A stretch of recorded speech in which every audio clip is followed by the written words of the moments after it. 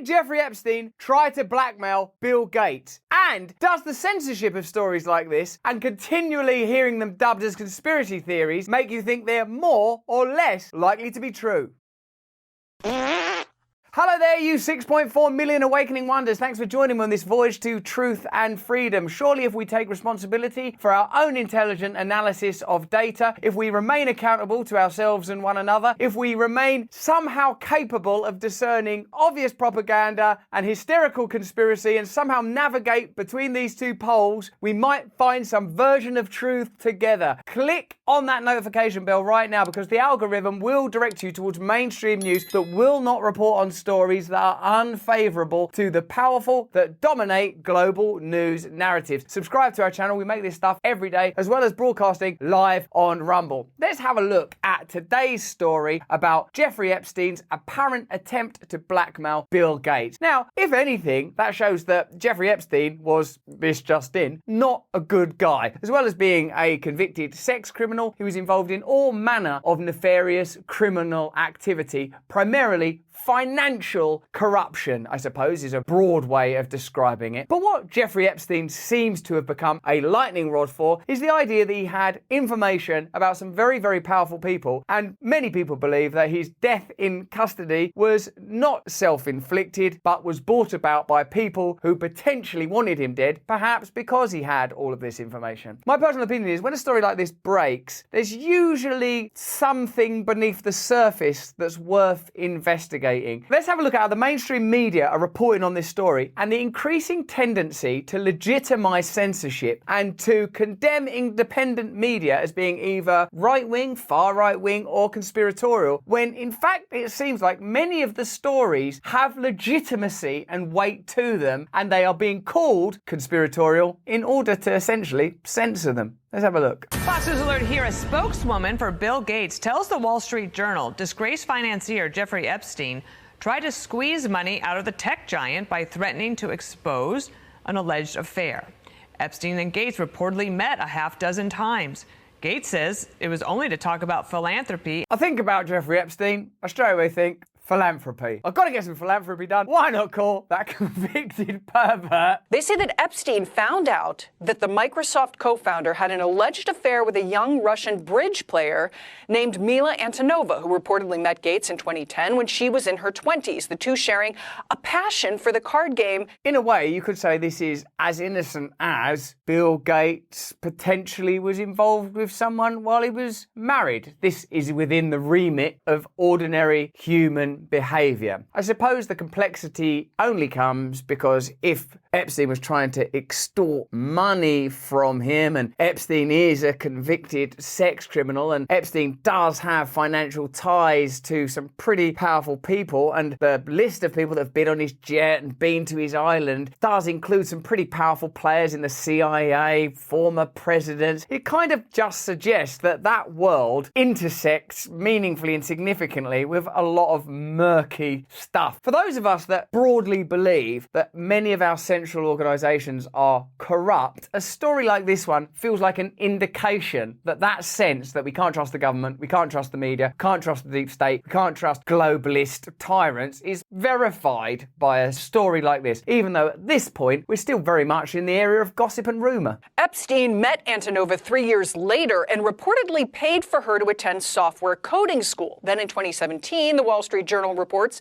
that Epstein emailed Gates asking to be reimbursed for those costs. Now, this came, writes the paper, after Epstein failed to persuade the billionaire to contribute to a charitable fund that Epstein had tried to create with JP Morgan Chase. Very gangster situation. Epstein asks Gates to contribute, Gates refuses, Epstein pays for a young woman's education and then says to Gates, hey, you might want to reimburse me for this education I pay for. Pretty gangster. Seems to me that there's some nefariousness that goes on. Again, people are human, people fall in love, people have affairs, people try to make money. All of these things, I say, are in the remit of ordinary human behaviour. When it becomes a problem, I think, is when there are enormous resources that are pulled together, when there are incredible amounts of power pulled together, when you have an individual like Bill Gates who's able to influence through significant donations, the second biggest donations, an organisation like the WHO that are able to suggest measures during a pandemic and simultaneously simultaneously invests in vaccines and medicines and speaks continually publicly about the course of action that entire nations, continents, the planet itself should take. That's not the first time that Bill Gates has done stuff like that. Agriculture on the continent of Africa, across the nation of India. Bill Gates, incredible influence that many people, activists, farmers, intellectuals, philosophers, politicians that are outside of the centralized power unit think has been incredibly dangerous. When someone has as much power and influence as Bill Gates plainly does, then an ordinary thing like an extramarital affair, albeit illicit and morally dubious, becomes something that has more significance if Jeffrey Epstein is able to use it to blackmail Bill Gates. Now, all of this becomes a little more intriguing when we appreciate that Jeffrey Epstein died under very unusual circumstances, and certainly it seems plausible to at least consider the possibility that he died as a result of having information about powerful people that powerful people didn't want to have revealed. Now, the Wall Street Journal points out that this gives us some insight into how Epstein operated, writing, "When the relationship soured, he could turn against people." We're trying to report on this in a sensible and responsible way. The conspiracy theory around Jeffrey Epstein and his death is this: oh, Jeffrey Epstein, he had lots of information on very powerful people, so they had him murdered while he was in prison. That's the conspiracy theory. Whereas the non-conspiracy theory, let's call it the mainstream version of events, is Jeffrey Epstein was a convicted criminal who for some weird reason had relationships with a bunch of powerful people, and then one day he took his own life while in jail, full stop, the end. Well, now it's been revealed that he was blackmailing very powerful people. In this instance, it seems blackmailing Bill Gates, who has incredible influence even beyond his wealth because of the donations he makes to media groups and health organizations like the WHO, but it goes beyond that. So the conspiracy theory version, Jeffrey Epstein was killed because he was blackmailing powerful people, seems a bit less conspiratorial by the second, doesn't it? We're not funded by taxpayers at the moment, nor do the FBI or CIA fund our organisations surreptitiously, unless there are members of them in our team now and we don't know about it. So we do have sponsorship partners. Here's one of them now. Stay to the end. It'll be me talking about something. I promise I'll keep it funny. Sorry to interrupt your viewing of that handsome young man in his latest erudite breakdown of an incredibly important subject, but I've got to remind you, did you know Father's Day is coming up? So what better gift for him than one of these Ridge wallets? Like many men, he may struggle to express his emotions, but deep down he'll be eternally grateful because he can ditch his horrible, stinking, wretched, leathery wife. No, I meant wallet. He's had it for too long, hasn't he? There's room for 12 cards in this little wallet, and they come in over 30 colours, including classic dad-friendly colours like burnt titanium and forged ember. I can almost smell my own dad.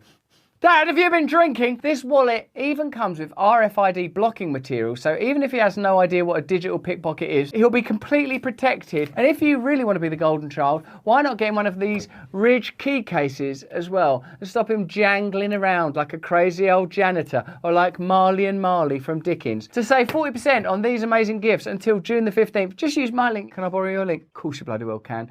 Ridge.com/Russell. Help your father enter the future. Let's go back to other version of me now, telling you how to, break down social systems and stuff. Gates has done his best to minimise his connections to Mr. Epstein. I didn't have any business relationship or friendship with him, he told the Wall Street Journal. In fact, beginning in 2011, Mr. Gates met with Epstein on numerous occasions. Starting in 2011, Gates had more than half a dozen meetings scheduled with Epstein, including dinners at Epstein's New York townhouse, documents show. Gates flew on Epstein's private plane from New Jersey to Florida in March 2013, according to flight records. That same month, the two men met in France with an official on the Nobel Peace Prize Committee. I've got the sex island, I got my charities. Now, does anybody need a Nobel Peace Prize? Oh, I'd like one. Well, I'm going to need those school fees. Epstein told one former Gates Foundation employee that he knew the Norwegians and could help Gates win the Nobel Peace Prize for his efforts to eradicate polio. You want a Nobel Peace Prize, right? Yeah, because I've been doing my best to get rid of polio. I'm your man, baby. Also, I got a private jet if you fancy a visit to... No, just the Peace Prize. Jesus, Jeff. Bill Gates has always led us to believe that he does these things for the sheer love of it. Oh, God, it's so kind of you to try and cure polio. Do you want anything? No.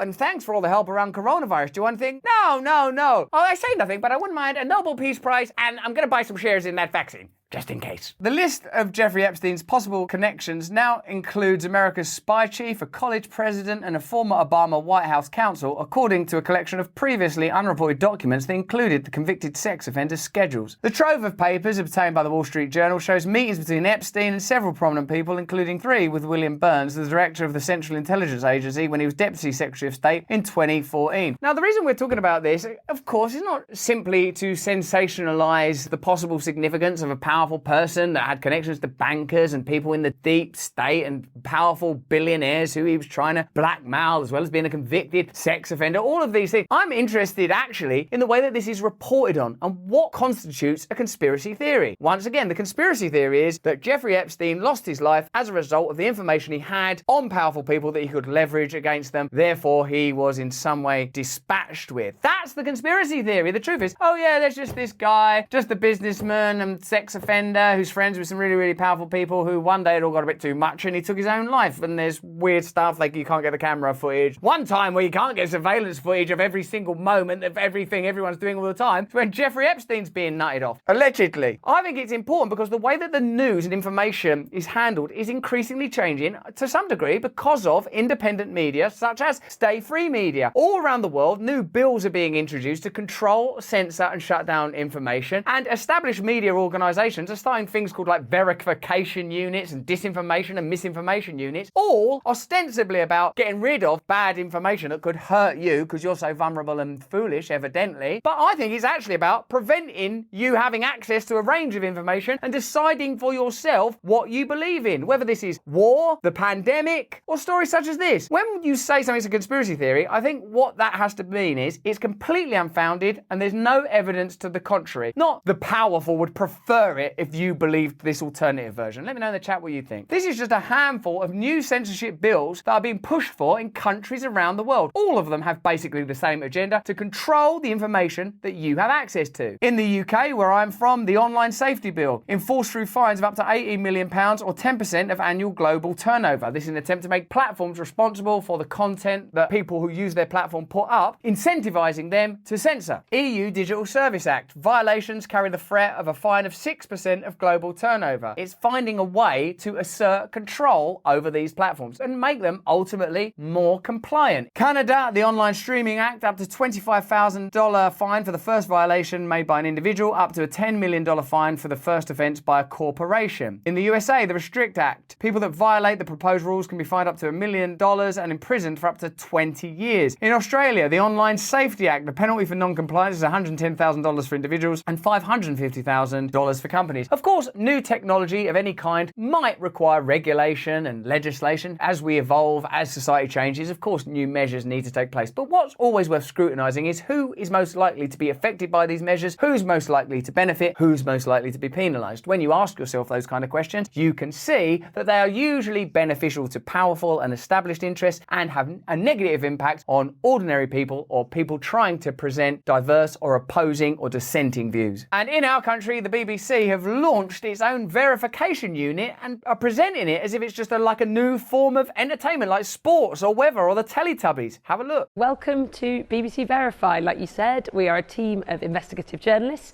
here at the BBC. We are also a new brand and we are a physical location above the newsroom in London. Above the newsroom, just making sure, oh, that story's good, but not that one, actually. Jeffrey Epstein, no, no, you didn't. Ukraine war, I didn't think so. Pandemic measures, you'd better not. And the point of the team, as you said, is to verify video, to fact check, to counter disinformation, and to analyse really complex stories so we can get to the truth of what's going on. Because if you analyse really complex stories, you will discover that that complexity means ranging and occasionally opposing perspectives. It doesn't mean eliminating and combing out information that is detrimental to the interests of the powerful. Elon Musk recently spoke about state-funded media. BBC is state-funded media. It's funded through a tax called the licence fee. Everybody in the UK is obliged to pay it at the moment. And they recently received £4.1 million additionally to help them cover the Ukraine-Russia conflict more responsibly and to stop the spread of misinformation and disinformation. Now, if you watch this channel, you'll be aware that we talk frequently about how NATO threatened the former borders of the Soviet Union, which contravenes an agreement, if not a treaty, between the former Soviet Union and the United States. We talk often about CIA involvement in a coup in 2014 in Ukraine. We talk about the complex factions within the Ukrainian army. We talk about the military-industrial complex's profits. These things are all complex. Now, will they be talking about those aspects of the story, or will they be looking to eliminate them? So as long as anything that's about verification is objective, that's fine. But how can it be objective when it's funded by the government? How can it be objective when the truth is often contradictory to the aims of the powerful? How can it ever be implemented when so few of us trust the government or trust the mainstream media at all? How can it be objective when what they tell us are conspiracy theories with just a little bit of analysis appear to be ideas that require a little bit of scrutiny and balanced reporting? So there you go. The Jeffrey Epstein Bill Gates connection is an example of a story that on the surface looks and sounds like a conspiracy theory, but for me it's a story that requires looking at. And if you prevent people analysing that story or looking at that story, or smear people that talk about that, or concoct reasons why people shouldn't be able to talk about it, then that's not censorship in order to protect society. That's censorship in order to protect the interests of the powerful. Whatever went on between Bill Gates and Jeffrey Epstein, it increasingly looks like it was not nothing. Jeffrey Epstein, based on his actions and his convictions, was plainly a pretty nefarious character. The idea that his death has nothing to do with the fact that he has information on very powerful people is starting to look less and less like a conspiracy theory and more